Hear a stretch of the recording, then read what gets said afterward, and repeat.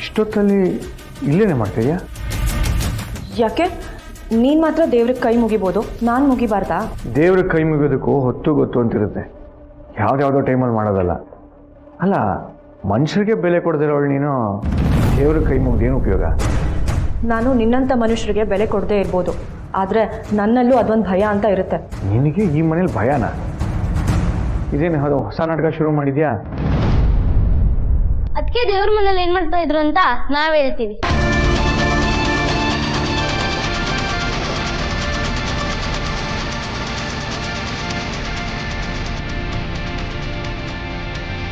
ಏನ್ ಹೇಳ್ತಾ ಇದ್ದೀರಾ?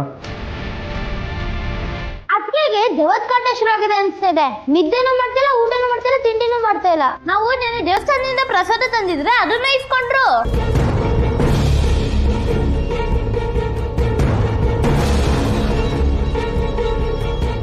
ಏನ್ ಹೇಳ್ತಾ ಇದ್ದೀರಾ?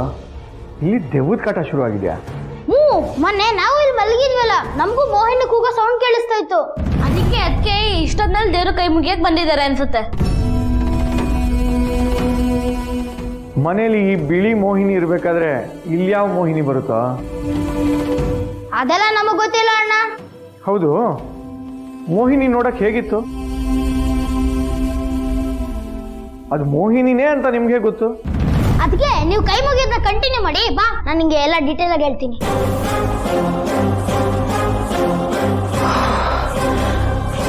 Just miss, ಬಚಾವಾದ.